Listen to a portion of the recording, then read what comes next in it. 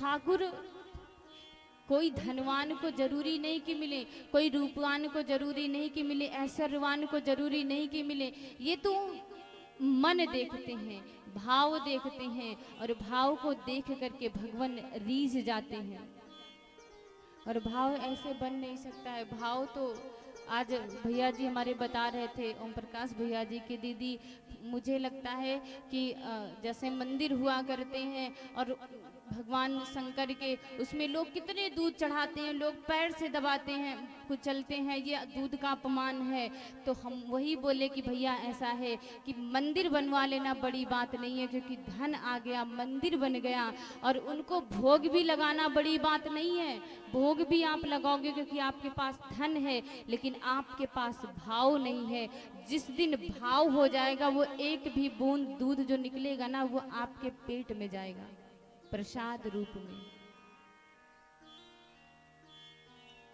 क्योंकि हम संगत नहीं किए हैं। जब संतों का संग होता है ना, तो आप भोग लगाओगे, भगवान को कुछ समर्पित करोगे, वो चाहे वस्त्र होगा, चाहे पुष्प होगा, चाहे खाने वाला पदार्थ होगा। यदि पुष्प होगा, माला होगा, तो आप उसको अपने गले में धारण करोगे, वस्त्र होगा तो आप खुद पहनोगे, और भोजन होगा तो उसे आप खुद पाओगे। हमारे गोपाल जी हैं, पंचगव्य यानी दूध, दही, घी, शक्कर, शहद से प्रतिदिन स्नान कराते हैं। अब जिनके यहाँ कथा हो रही उन्हें पता है, लेकिन एक भी बूंद कहीं जाता नहीं, उसे रोज प्रतिदिन सबको ही चरणामृत बनती है, सब पान करते हैं। कहाँ गिरा? ज्ञान नहीं है, इसलिए वो दूध जो है बहता रहता है, लोग उसे पैरों से कुचल रहे हैं, कैसे भी कर रहे हैं। यदि ज्ञान होता ना, तो विवेक होता, बुद्धि होता, सत्संग होता, तो शायद वो गिरता ना। हाँ, उसे हम जरूर भगवान को देते, लेकिन कहीं पर कुछ रखे जरूर होते कि इसमें गिरेगा, और हम थोड़ा थोड़ा प्रसाद पाएंगे, भगवान के सिर से नीचे आएगा। और जिस दिन ये भावना हो गई, उस दिन एक भी कण जो है हमारा व्यर्थ नहीं होता है।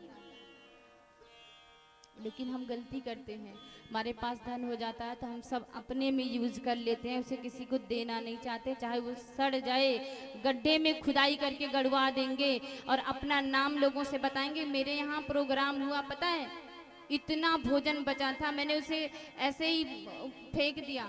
भूखे लोग मर रहे हैं, ऐसे धन को आग लगे जो किसी के क्षुधा को न तृप्त कर पाए। भगवान किसी को दिए हैं ना, तो ज्यादा मात्रा में, तो उसे सब नहीं कहते हैं। जो बटोरा जाता है वो विषाद होता है, विषाद वो विष का काम करेगा, लेकिन जो बांटा जाता है वो प्रसाद होता है।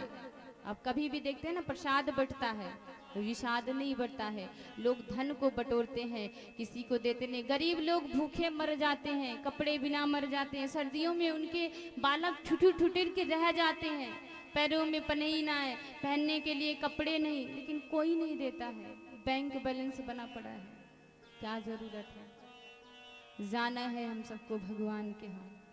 तो इसलिए अपने लिए ही सब ना रखो, अपने कमाई का 10 अंश, आप 100 कमाते हैं तो 100 का 10 रुपए साल में जरूर निकाल दो। ऐसा नहीं कि आप कथा कराओ, आप कहीं दर्शन के लिए जाओ, या आप किसी संस्था को दो, ऐसा कुछ नहीं। आपको जहां लगे, जहां जरूरत हो कि इस इंसान को जरूरत है, इस जगह पर देना चाहिए, वहां निकाल के अपनी जेब से तत्काल दे देना चाहिए, बिना विचार किए, बिना सोचे।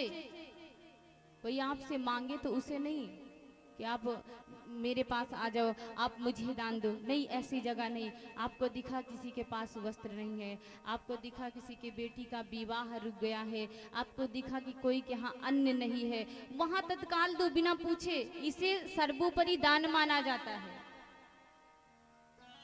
ठाकुर जी यही करते, अर्जुन के दान को लुटवा डाले, और बदले में क्या, आज भी दुर्योधन को लोग क्या कहते हैं, गाली देते हैं। भगवान खाली 5 ग्राम 5 गांव मांगे थे। दुर्योधन वो प्रथम दिन ही बताए थे ना, 2 न्याय अगर तो आधा दो, इसमें भी यदि बाधा हो तो दे दो, केवल 5 ग्राम रखो अपनी धरती तमाम, हम वही खुशी से खाएंगे, परिजन पर अस न उठाएंगे। दुर्योधन वह भी दे न सका, आशीष समाज की ले न सका, उल्टा हरि को बांधने चला, जो था असाध्य वो साधने चला। जब नास मनुज पर छाता है, पहले विवेक मर जाता है। जब किसी का नाश होने वाला होता है ना, तो बुद्धि विवेक काम नहीं करता फिर। तो इसलिए हमेशा बांटने की कोशिश करो। वो धन हो, धन बांटने की कोशिश करो। आपके पास अन्न है, अन्न बांटो। आपके पास ज्ञान है, आप ज्ञान बांटिए। आपके पास शिक्षा है, आप शिक्षा का वितरण कीजिए। बच्चों को एजुकेशन दीजिए। ज्ञान बहुत है, आप अपने ही अंदर रखे रहे तो वो ज्ञान किसी काम का नहीं है। जो बांटा जाता है हमेशा वही हमारे लिए सुखदाई होता है। रखा हुआ तो खाली सड़ता है, किसी के काम आता नहीं है। कभी कभी हम लक्ष्मी को अपने बहुत सजा के रखे रहते हैं, है ना। आप देखते होंगे बेटियां होती हैं और समय से पहले यदि विवाह नहीं करोगे, समय आया और समय से पहले हम विवाह नहीं किए, बेटियां क्या करती हैं, अपने आप भग जाती हैं। बेटी और लक्ष्मी दोनों का दर्जा एक दिया गया है। समय से विवाह नहीं किए तो बेटी अपने आप अपने घर से यानी तुम्हारे घर से चली जाएगी, तो तुम्हें उसका दोष नहीं देना चाहिए कि हमारी बेटी गलत है। नहीं, हर पिता को समझना चाहिए कि बेटी का समय हो गया था, इसकी उम्र हो गई थी और इसका विवाह कर देना चाहिए। ऐसे ही लक्ष्मी भी होती है। लक्ष्मी को आप जब तक ऐसे ही रखोगे, कोई मतलब नहीं, उसका कुछ करोगे नहीं, खाली बस रखते ही जाओगे, तो लक्ष्मी भी जाने का मार्ग बनाती। कोई दिन तुमको इतनी भयंकर बीमारी होगी ना, डॉक्टर बोलेगा कि भैया 10 लाख रुपया लगेगा, और ऐसी पतली गली से चली जाएंगी कि ना तो किसी को दान दे सके भैया, बस खाली रोगे। तो इसलिए लक्ष्मी और बेटी को समय के अनुसार सदकार्य में, सत्कर्म में उसे अपनी जगह पर पहुंचाते रहना चाहिए। फिर परिवार सुखी रहेगा, मुस्कुराता रहेगा, एकदम खुश रहोगे। ये सब ज्ञान विवेक कब आता है? सत्संग करने से आता है। अपने से बड़े जनों के बीच में बैठोगे, गुरुओं के बीच में बैठोगे, भक्तों के पास बैठोगे, संतों के पास बैठोगे, तब सद्बुद्धि सद्विवेक जागृत होगा। हमें तो अब टाइम ही नहीं है। हमारी माताओं को वो आती है क्या, मुझे तो समय नहीं मिलता कभी देखने का, क्योंकि प्रतिदिन भगवान ऐसा कार्य मुझे सौंप दिए हैं अपनी नौकरी कि तुम बस कथा ही सुनाते रहो। नाटक आते हैं, सास बहू, दिया बाती, उसमें तमाम तरह के झगड़ालू प्रवृत्ति की ऐसी चीजें दिखाते हैं। हमारी माताएं बहनें एकदम दिमाग में बिठा लेती हैं उसी को। परिवार एकदम बर्बाद कर दिया है। जब पता है कोई सास लड़ती है, बोलती है एकदम उसी तरह से लड़ती है जैसे उस नाटक में आता है, एकदम वैसे ही है।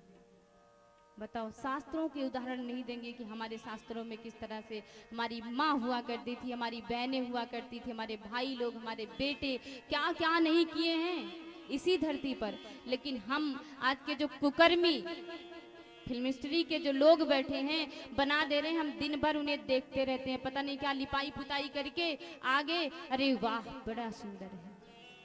पास से तो देखो, शायद ये जो सौंदर्यता आप स्क्रीन पर देखते हो ना, पास देखोगे तो उन्हें छूने का भी नहीं मन करेगा। ये तो सौंदर्य के परिसाधन है जो लगा के निकलते हैं तरह तरह के, पता चल जाए ना तो तुम्हें घृणा हो ऐसे इंसानों से, उनका कर्म, उनका कुकर्म तुम्हें पता चल जाए। तो जब कुकर्मी इंसान कुछ बनाएगा और उसे कोई अच्छा भी व्यक्ति देखेगा तो वो कुकर्म ही करेगा, वो सत्कर्म कभी नहीं कर सकता है।